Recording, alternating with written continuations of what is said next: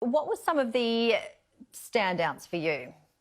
Yeah, look, I think for businesses that are surviving, and in fact some are actually growing, some just fantastic good news, like the tax cuts for individuals that'll impact the 62% of businesses that are in a sole trader or partnership type legal structure. So that's good news.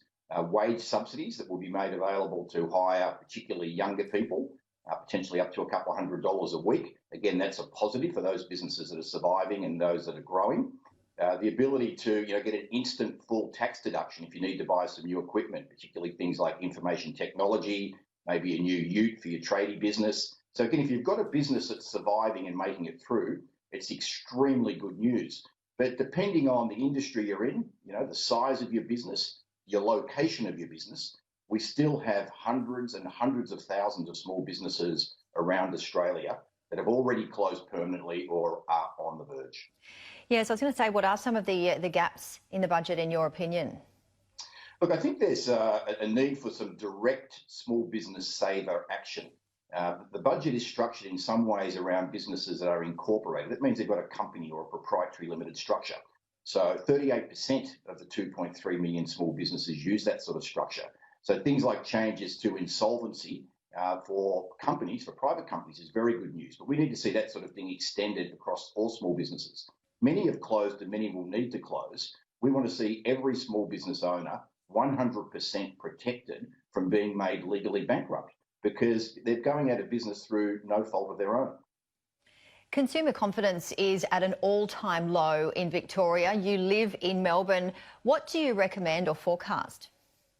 Look, there's a couple of big things. There's a trust deficit or a lack of trust. Many Victorians, most small business owners, just do not know what to believe with respect to when we're going to open, how long we're going to be open, if there's the so-called third wave, will we remain open? So even though we may in coming weeks be able to open up to some degree in terms of getting back to business, many business owners are basically telling Small Business Australia, we're not going to open up yet. We can't trust that we're going to actually be able to make decisions and go forward with it. We can't trust the approach being taken to tracing. We've been told that New South Wales is the gold standard. Fantastic technology being made available to every small business at no cost in New South Wales. We've still got businesses down here using pencils and paper. So there's a big trust deficit. Without solving that, Janie, we lack confidence. Without confidence, people won't be comfortable getting out and about and starting to spend some of their tax savings, let alone businesses being prepared to open back up, or let alone if they are opening back up, will they take the risk of bringing on employees? So it's trust and confidence, and then being open and staying open.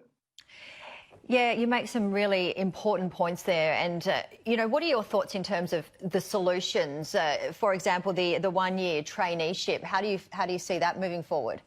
Yeah, look, that's a great initiative by the federal government, but 100,000 places is a start, but it's going to need to be bigger. And just to explain to everybody what that means, so we often hear about apprenticeships. Well, traineeships are included in that. What's a traineeship? Well, that's bringing on someone in more of an office or white-collar type of job. So, in fact, small businesses, and every small business could actually hire someone on a traineeship, irrespective of their age. It means they have to undertake some accredited training. We've got more than 1 million businesses that need a lot of help with digital business, so they could hire someone, get them involved in doing a course on digital business, implement that digital business stuff into their business. And at the moment, if that person started next week, the small business could access $28,000 from the federal government over the next 12 months. But we don't think 100,000 will be enough. We're going to like to see that expanded, but we encourage every small business to look at traineeships and what we call at Small Business Australia, effectively a digital business cadet.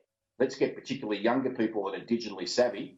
Let's teach them some things through a formal training program while they work for you on how to make your business more digital, and then you get the benefits of your business being more digital and more able to survive and thrive in the new world. Yeah, it certainly sounds like a very good initiative. And as you mentioned before, it's good for all ages. And finally, Bill, you have a new campaign that's actually out in tomorrow's papers. Can you give us a snapshot of what it's about? Yeah, well, thanks, Janie. There's more than 200,000 of Victoria's 600,000 small businesses that are on the verge now. They've either closed permanently or they're on the verge of closing. So this whole trust, confidence, let's be open, need for the government to be open with us and then to be open up for business as quickly as possible is absolutely critical. So many business owners and business leaders have said, look, we need to stand up we need to be out there and let people know that we need more trust, we need more confidence. So over at sosbiz.com.au, that's sosbiz.com.au, citizens can come over from all around the country, can come to that website and get a citizen action plan. And that lays out what you can do, no matter where you are in Australia.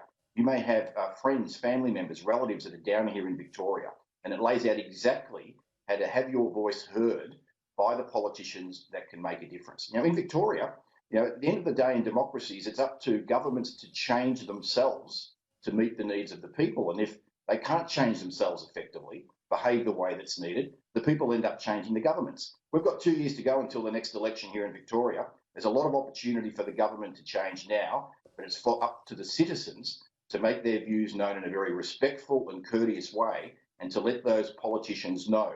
Only 45,000 Victorians in the right locations, if they change their vote at the next state election, the current government will be removed.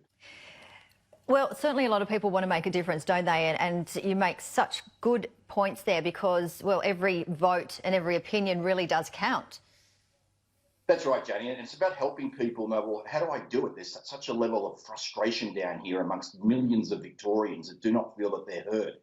Some of the politicians won't even appear on some of the talkback radio networks. And it's just not the way democracy works. They should be taking the questions. They should be answering honestly.